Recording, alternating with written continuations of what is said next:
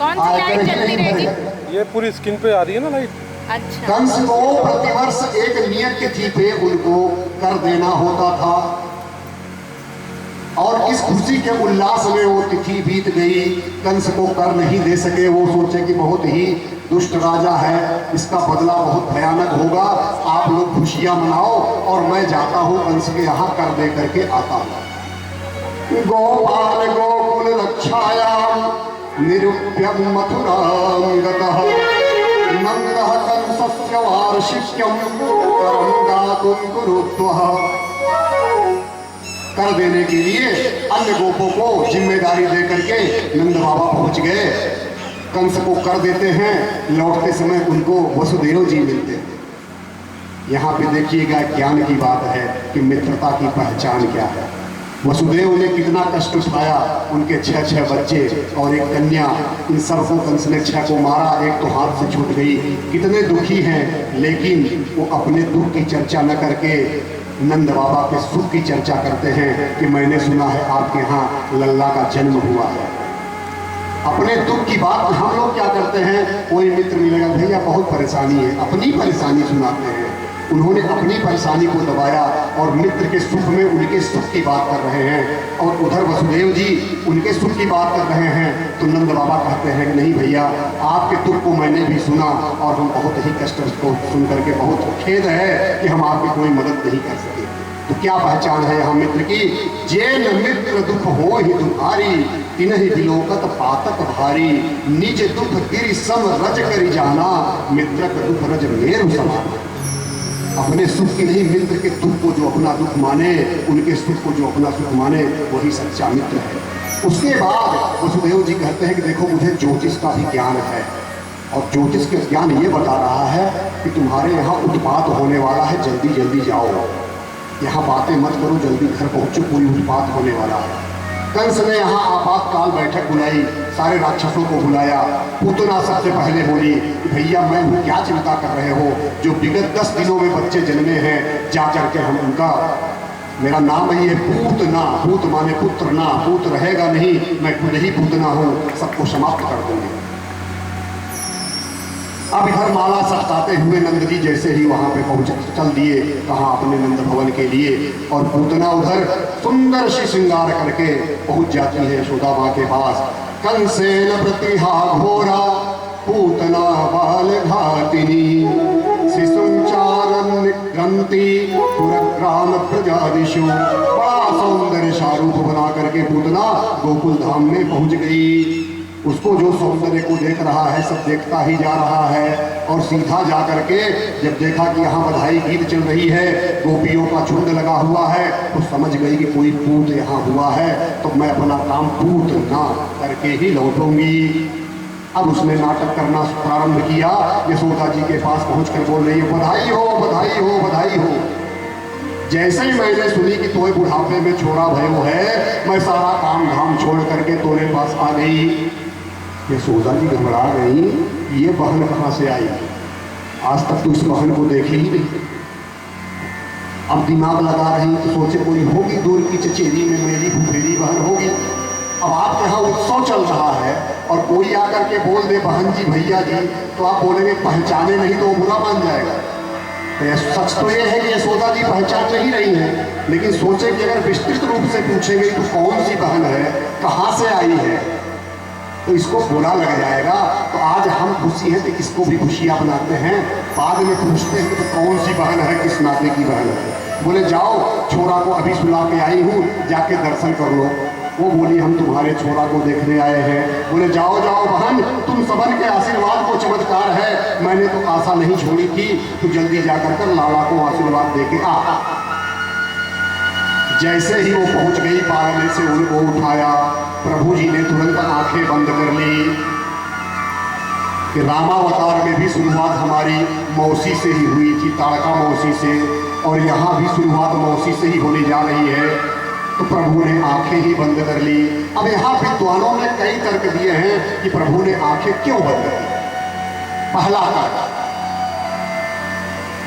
कि प्रभु है माया के पति और सामने खड़ी है मायावती। सामने जो खड़ी है सुंदर रूप बना करके, वो है मायावती और प्रभु है मायापति। तो अगर उन्होंने आंखें खोला तो मायावती का सारा माया गायब होकर के असली रूप आ जाएगा और उनके असली रूप को देख करके सब डर जाएंगे। इसलिए प्रभु ने आंखें बंद कर ली कि मैया भी डर जाएगी, ये है अब बहन आई हुई है। अथवा प्रभु ने सोचा कि अब इसके स्तन में जहर लगा हुआ है, स्तन में जहर लगा के आई थी। तो प्रभु सोचे कि जहर पीने का हमको अभ्यास तो है नहीं, तो आंख बंद करके भोले बाबा को ध्यान करते हैं, उनको अच्छा अभ्यास है जहर पीने का, वही नीलकंठ बने हुए हैं। तो उन्होंने आंख बंद करके भोले बाबा को समझना शुरू कर दिया। अथवा भगवान जी की जो दो आंखें हैं, एक सूर्य है एक चंद्रमा है, सूर्य चंद्रमा दोनों बंद हो गए कि प्रभु आप किसी को मारते नहीं हो, उद्धार करते हो, तो हम अपने लोक में इनको आने नहीं देंगे। इसलिए प्रभु ने आंखें बंद कर ली।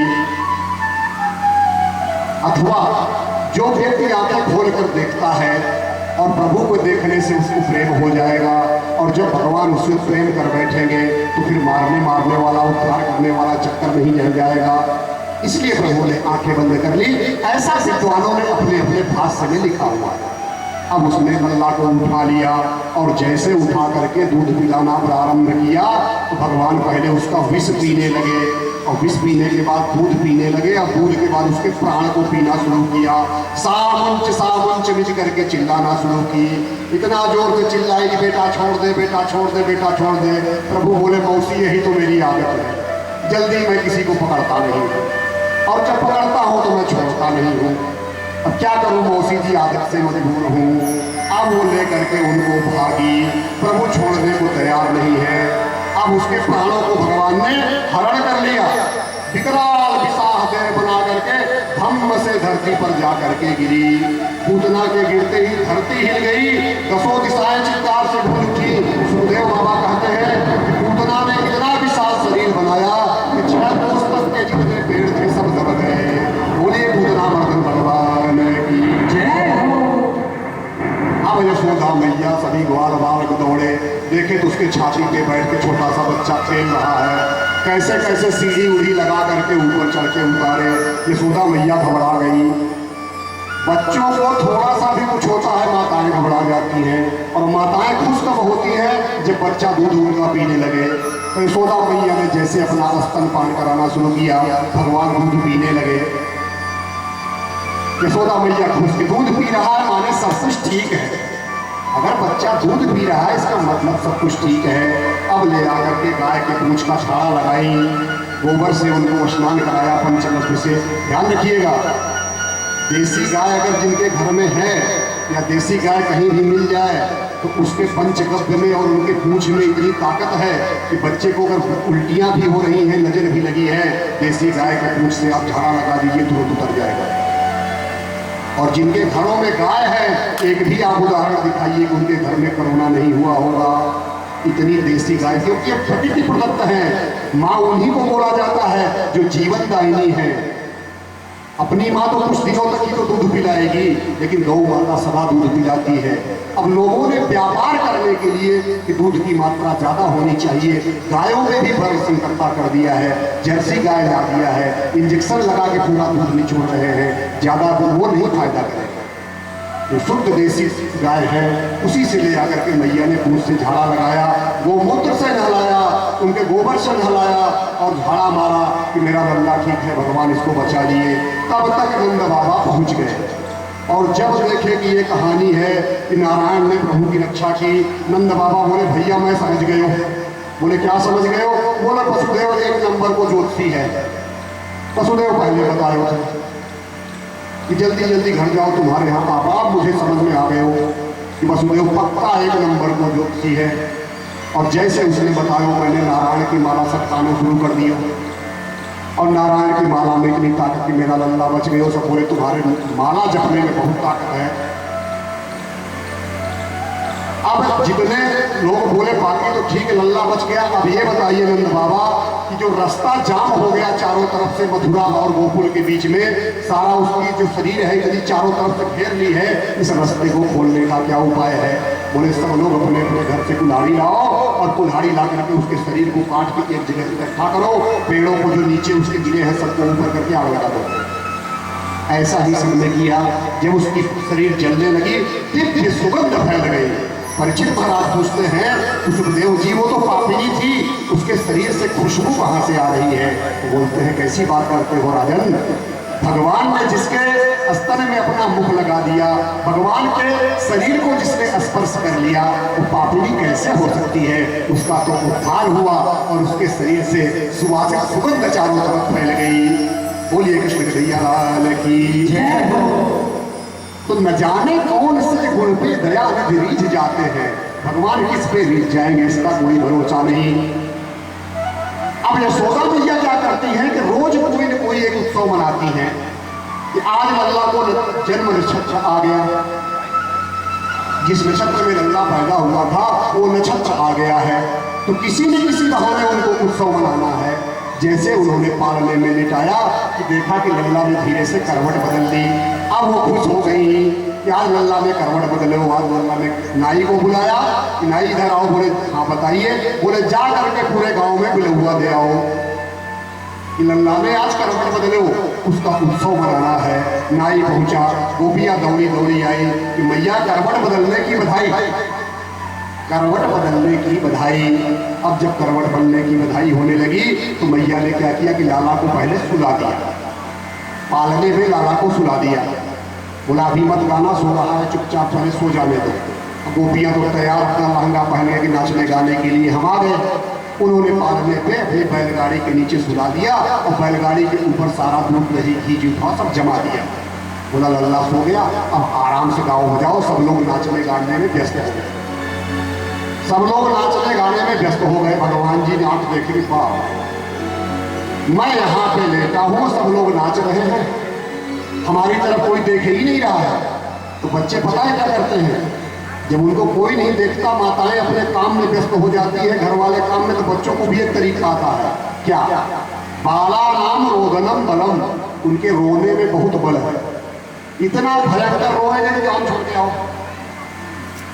हम आप समझते हैं कोई कष्ट हो, जानबूझ के इतना चिल्ला चिल्ला के रोएंगे कि जल्दी उठाओ जल्दी उठाओ, जैसे उठाए तो चुप हो जाएगा, एक भी आंसू नहीं रहेगा, लेकिन रोएगा भयंकर। भगवान ने भयंकर रोना शुरू किया। आप सब नाचने गाने में मस्त है, कोई नहीं देख रहा है। भगवान ने बोले ये बात है, हमारे तरफ ध्यान ही नहीं, सब अपने नाचने गाने में लगे हैं। उसी समय कंस का भेजा हुआ एक राक्षस, उसका नाम है सकटासुर, अशरीरी, बिना शरीर के, लोमस ऋषि के साथ से उसका शरीर जो है नहीं था, तो बिना शरीर के बोला कंस को कोई बात नहीं, पुतना मारी गई है, मैं निपटा के 2 मिनट में आ जाता हूँ।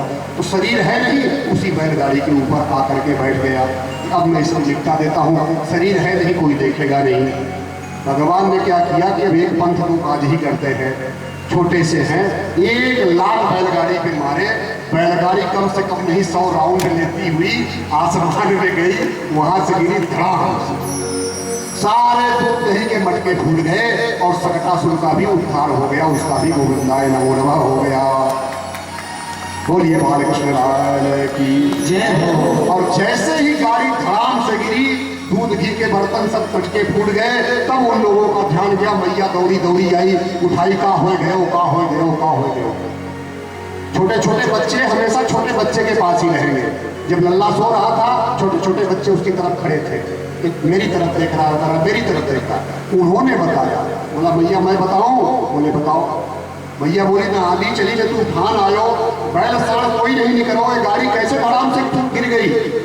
वो बोला मैं बताऊं? बोले बताओ।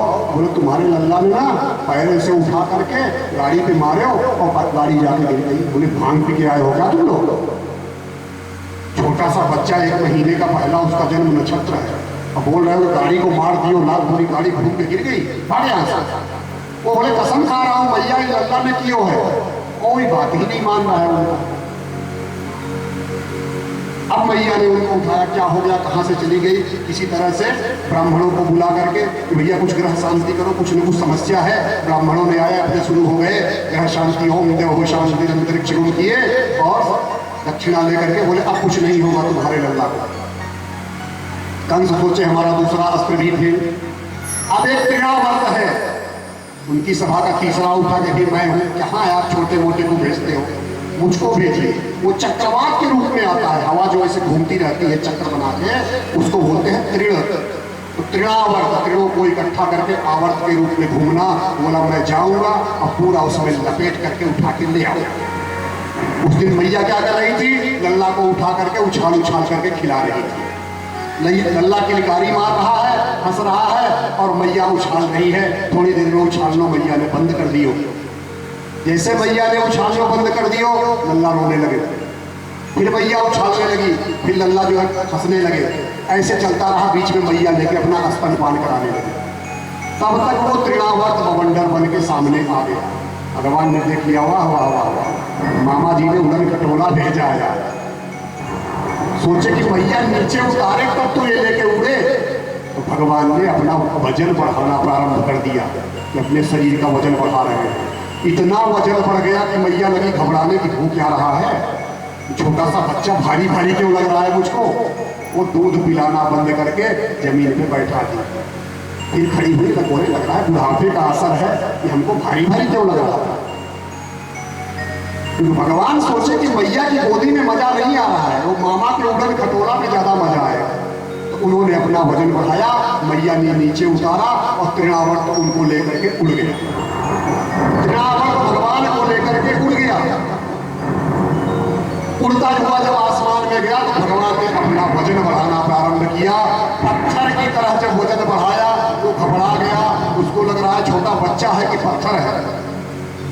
दशा देखिए कि हम भारतवासी पत्थर में भगवान को देखते हैं और वो राक्षस भगवान में पत्थर को देख रहा है। साक्षात भगवान को लेके उड़ रहा है और कह रहा है लग रहा है कोई पत्थर लेके उड़, कितना भारी कैसे हो। हमें पत्थर में भगवान, उसको भगवान में पत्थर। अब भगवान जी ने ऐसा वजन बढ़ा करके उसके सिर पे दे मारा कि वो वहीं पे धराशायी हो गया। वृंदावन बिहारी लाल की जय हो। उसका भी उद्धार भगवान ने कर दिया। इधर क्या हुआ, गिनते गिनते लल्ला को 1 साल पूरे हो गए। वो मथुरा में वसुदेव जी एक एक दिन गिन रहे हैं कि आज मेरा लल्ला 1 साल का हो गया। नामकरण 1 साल में होना चाहिए, हुआ होगा कि नहीं। नामकरण कौन करता है, जो कुलगुरु होगा। उनके कुलगुरु कौन है, गर्गाचार्य।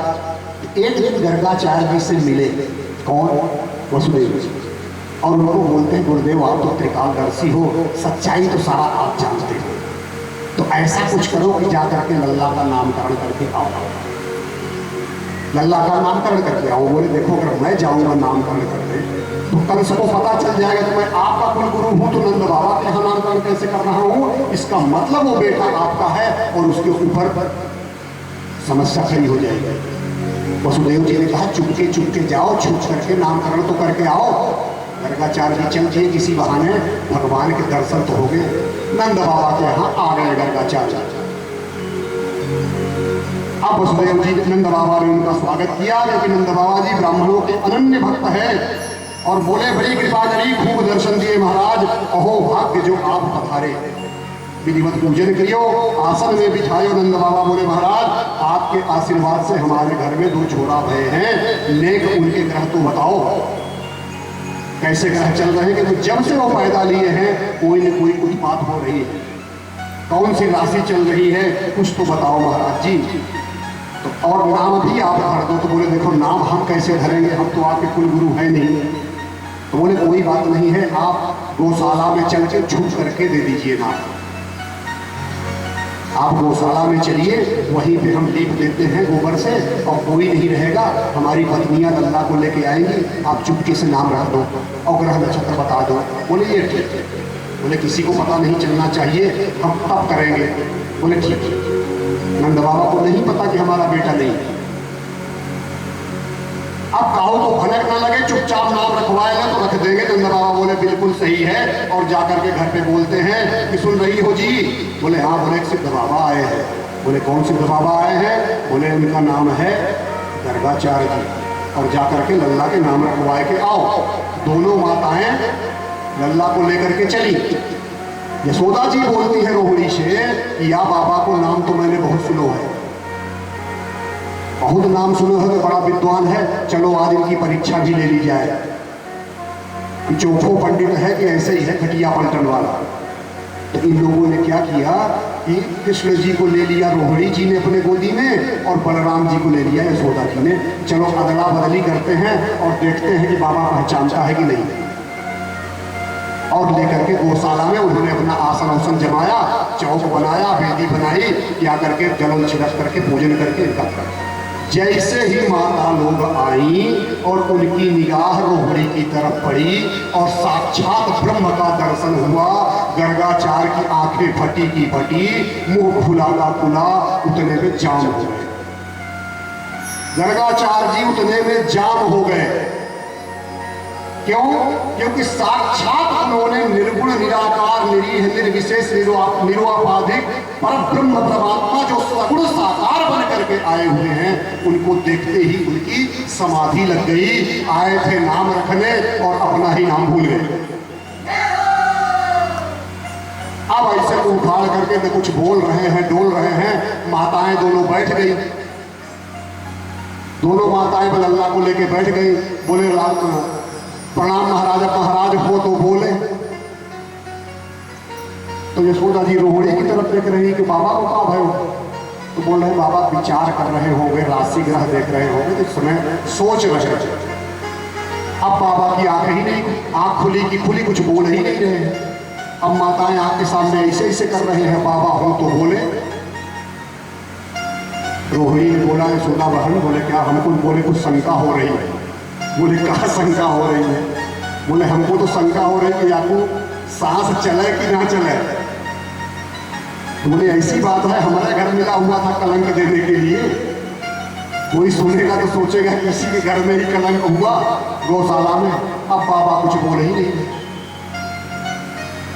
1 घंटा बीत गया। माताएं परेशान कि हे भगवान, आज कलंक मिला है तो बस हिल डुल ही नहीं रहा है, ना आंखें चला रहा है, ना सांसें ले रहा है, ये हो क्या रहा है?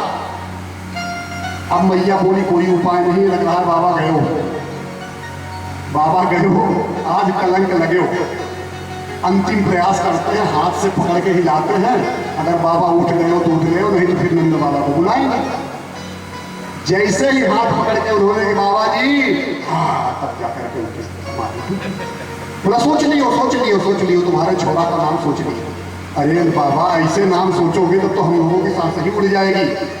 कैसा नाम आप सोच रहे थे? बाबा मुस्कुरा करके बोले मैया नाम मैंने सोच लिए हो। और तो बोले सोच लियो तो जल्दी से बताओ, नहीं दोबारा सोचने लगोगे तो फिर हम लोग तो घबरा जाएंगे। बोले हमने सोच लिया। क्या सोच लिया?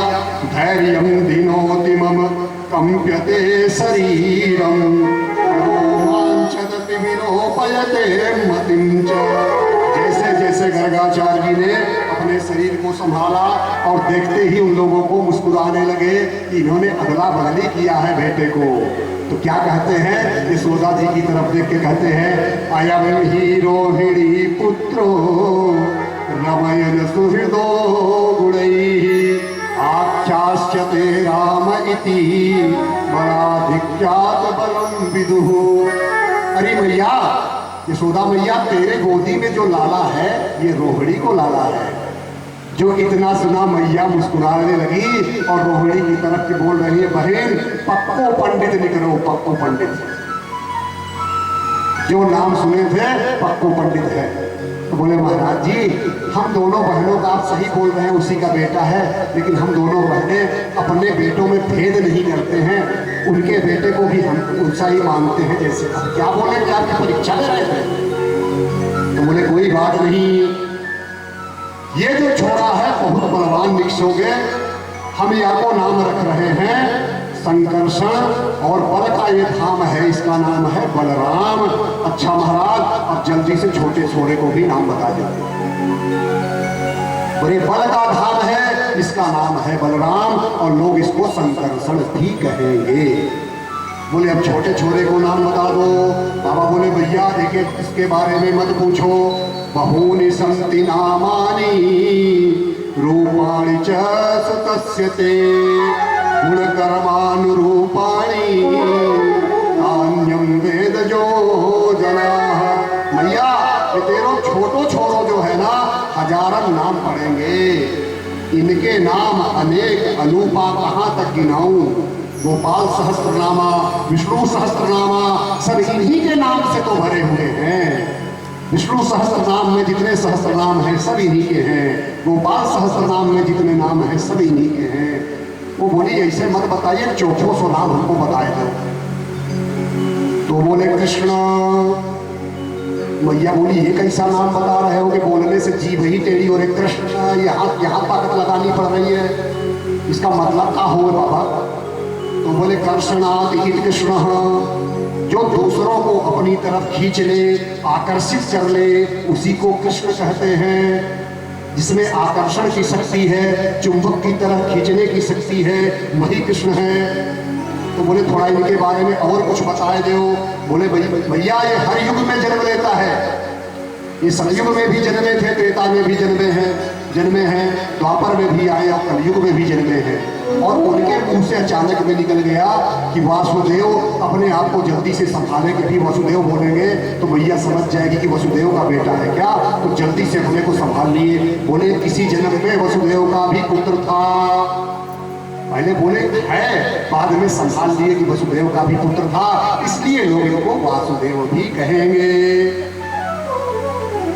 तो बोले और कोई भविष्यवाणी। बोले एक नंबर के चोरों के सम्राट बनेंगे। तब मैया घबराई कि चोरी करेगा ये।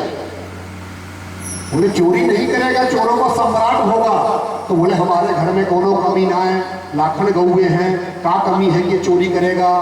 बोले मैया जो लिखा है वो। बोले आप महाराज नहीं जानना है, आप कुछ गलत पठान बता रहे हो, तुम्हारा लड़का चोरी करेगा। महाराज को दान दक्षिणा दिया, प्रणाम किया और मैया लल्ला को लेके आई। बोले देखो रोहिणी भालू, पता नहीं टेढ़ा मेढ़ा क्या नाम रख दिए। अपने से कृष्ण कहने में तो पूरी जीभ टेढ़ी हो रही है। हम तो याकू कहेंगे कनुआ और याकू कहेंगे बलुआ, कनुआ बलुआ। अब बाबा क्या नाम रख दिए हम नहीं जानते, क्योंकि माताओं की आदत है कुछ भी आप नाम रख लीजिए, माताएं बच्चों को अपने तरीके से ही वो नाम रखेंगे, कुछ भी कर लीजिए।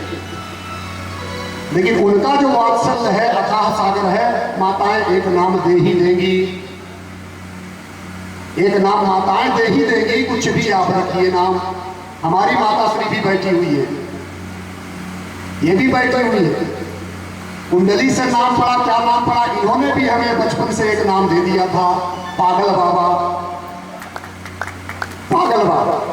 और इतने दिनों तक नाम चला पागल बाबा कि हमारी श्रीमती जी आ गई तब भी नाम पागल बाबा ही था। हमारी नानी जी ने समझाया, उस पत्नी के सामने पागल बाबा मत कहो, वो तो ढूंढती है कि कुछ बहाना तो मिले, तुम पागल कहोगे तो वो महापागल कहेगा। तब माता श्री ने पागल बाबा को पागल हटा दिया, अब केवल बाबा बोलो। बोलिए माता शक्तियों की जय। ये अनंत है इनकी शक्ति की, इनके नाम में भी प्रेम है। इनका जो भी नाम है वो अथाह है। तो यशोदा मैया ने क्या किया, कनुआ और बलुआ। अब दोनों भाई कमर में करधनी, पाँव में पायल बांध करके झुनुन झुनुन अंगुली पकड़ करके मैया चलना सिखाती है। कभी मैया दोनों का श्रृंगार करती है, दोनों लल्ला घुटने के बल चलने लगते हैं और गौशाला में जाके कभी घुस जाते हैं। और भगवान श्री कृष्ण जाके गोबर में ही अपनी पूरी शरीर को लपेट लेते हैं। अब मैया देखी तो बोली, कनुआ ये क्या करके आया है, तू किसी जन्म में सुअर था क्या कि जाकर के गोबर में लेटता है। कन्हैया ने दाऊ जी की तरफ देखा, भैया मैया कितनी जानकार है, देखो मैं सुअर अवतार लिया था ना बड़ा, मैया को मालूम है कि मैं सुअर बना था, पहले से ही बोल रही है। तो मैया ने कितना बढ़िया पहचानो। तो वो जो छड़ी है, दोनों भाई खेलते हैं, झुनुन झुनुन पायल बज रही है, करधनी बज रही है। अरे धूल भरे अति शोभित श्याम जू, तैसी बनी सिर सुंदर चोटी, खेलत खात फिरे अगना पग, पैजनी बाजत पीरी कछौटी। छवि को रस कान बिलोकत वारित काम कला विधि कोटि पाग के भाग कहा कहिए हरि हाथ सो ले गयो माखन रोटी हाथ सो ले गयो माखन।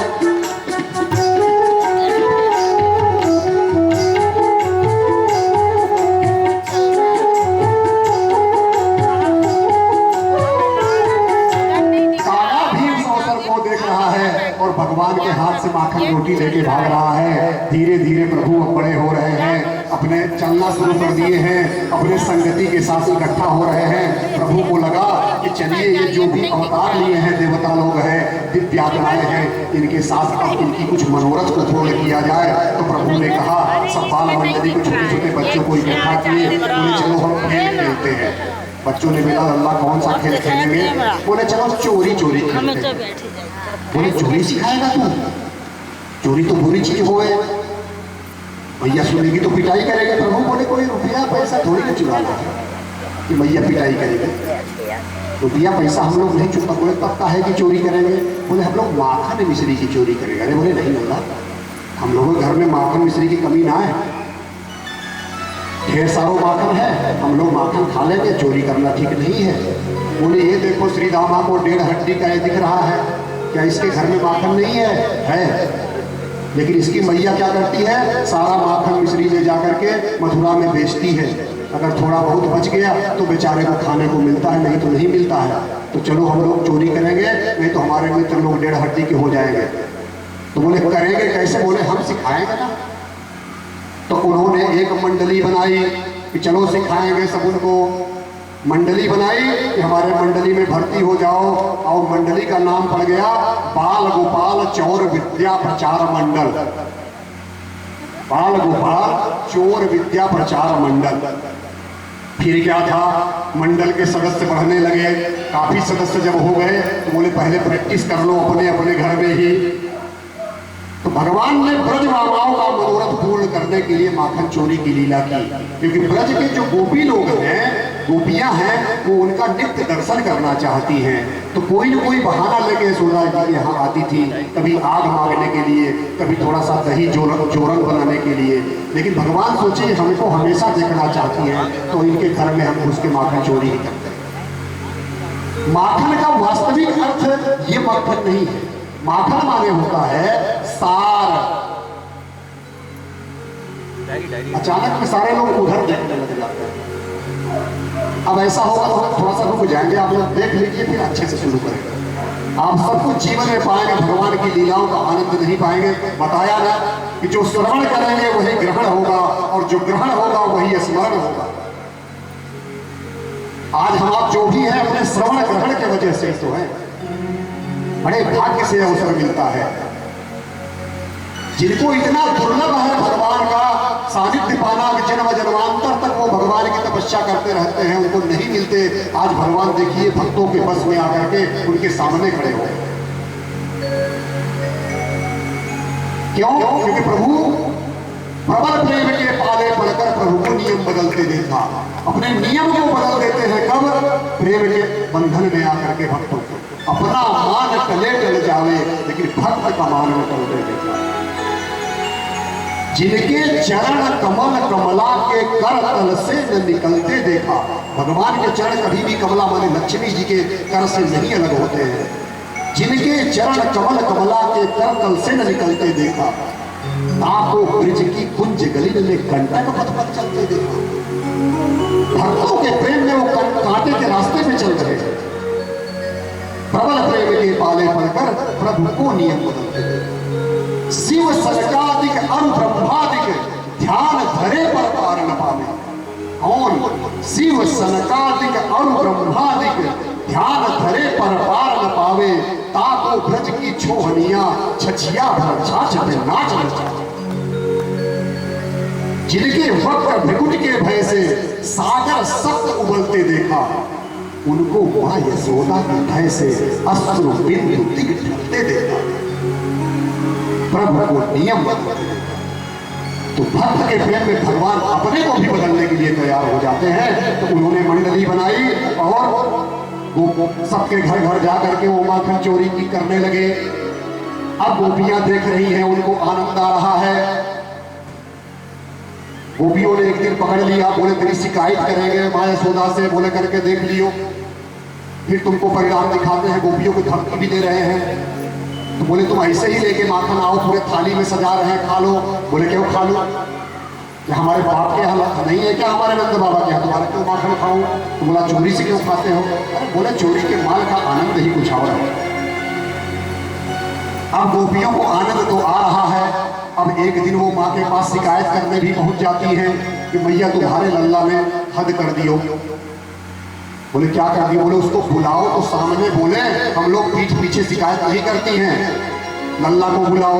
मैया ने बुलाया, ओ कनुआ जी मैया आ जाओ। आ गए। इतना भोला सा, इतना प्यारा सा चेहरा बना कर, हाँ मैया। गोपियां देखी तो उनका भी गुस्सा गायब, वो भी अंदर अंदर हंस रही हैं। बोले हाँ मैया। बोले देखो तुम्हारी शिकायत करने आ रही, बोले झूठी है, ये कुछ भी बोल सकती हैं। बोले हाँ तुम लोग बताओ क्या क्या शिकायत किया। एक गोपी बोलती है, तेरा छोरा आयो, मेरे घर में सबने बछड़े खोल कर भागे हो, गाय के बछड़े ही छोड़कर खोल करके भाग गए। मैया हंस कर बोली, अरे भाई गाय दूहते समय बछड़े तो खोलते ही है ना, तो खोल दिया तो तुम्हारा तो मदद किया। अरे बोले नहीं समझ रहे हो यशोदा बहन, गाय दूह करके जब हम बछड़े को बांध दिए, गाय दूहते समय मैं इसको बोला था कि लल्ला तुमको बछड़ा छोड़ खोलने का शौक है तो खोल दो, तो हम गाय का दूध निकाल लें। तो बोला तुम्हारे नौकर हैं क्या हम, अपने से छोड़ो। और जब हम गाय लगा करके गाय का दूध निकाल करके बछड़े को बांध दिए और तब जा करके छोड़ दियो, पूरा दूध ही पी लियो बछड़े।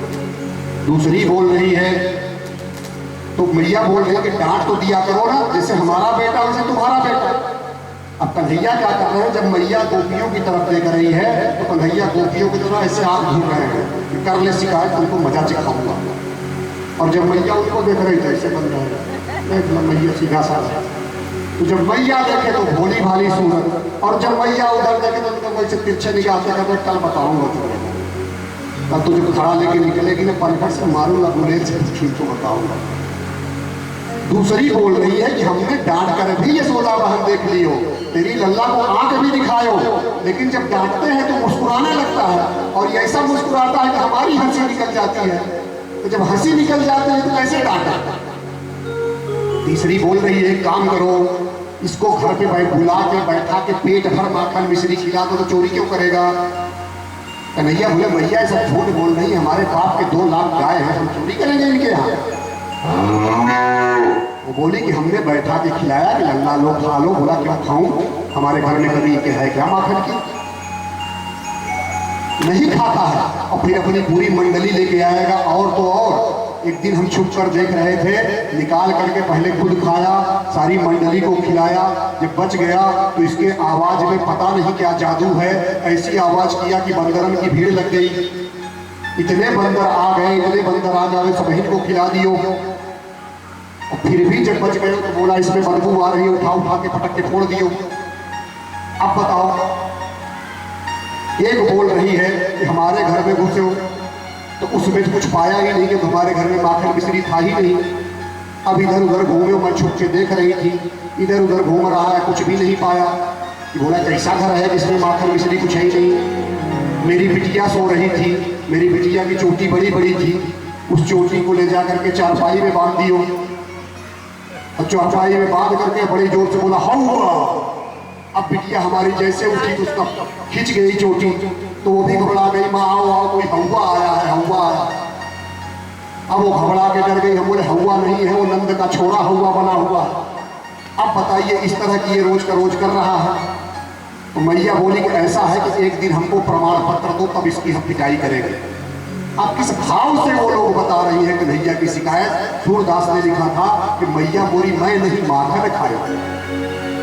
यहाँ पे गोपियों की शिकायत के लिए प्रसिद्ध भागवत कथावाचक डॉक्टर श्याम सुंदर पराशर जी बुंदेलखंडी में एक भजन प्रस्तुत करते हैं, उन्हीं की तरह करने का प्रयास कर रहे हैं। उससे आप सुनिएगा कैसे शिकायत आती है मैया के पास।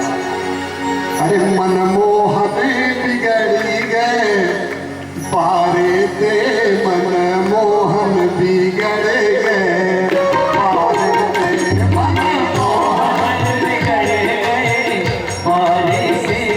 मनमोहन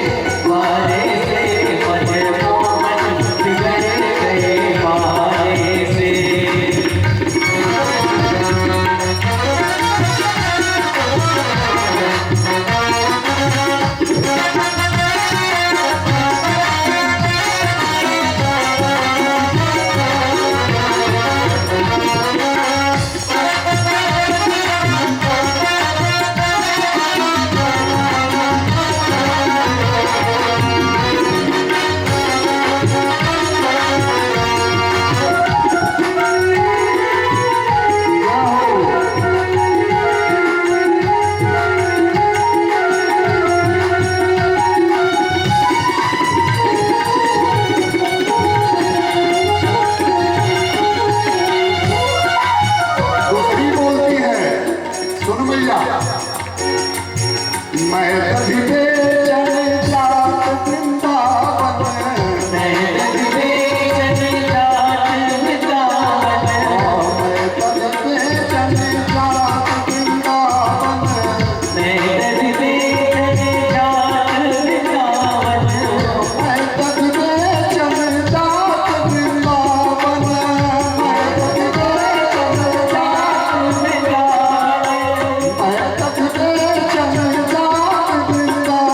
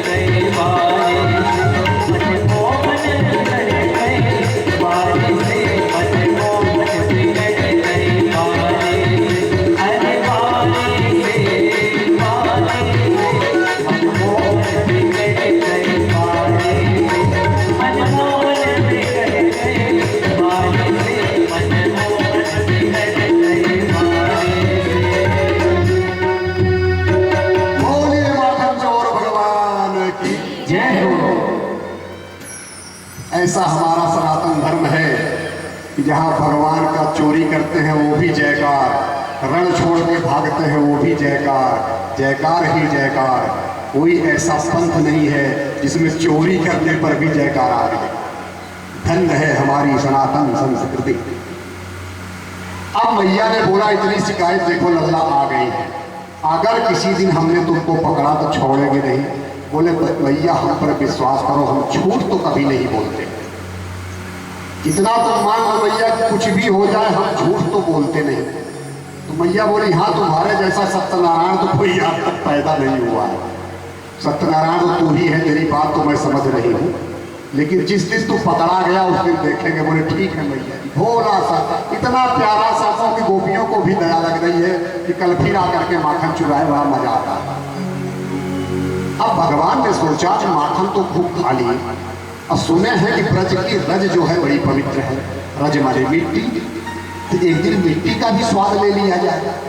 तो भगवान जा करके एक मिट्टी का ढेला उठाए और गटक गए, मिट्टी का ढेला खा गए। जब मिट्टी का ढेला खा गए तो दाऊ जी ने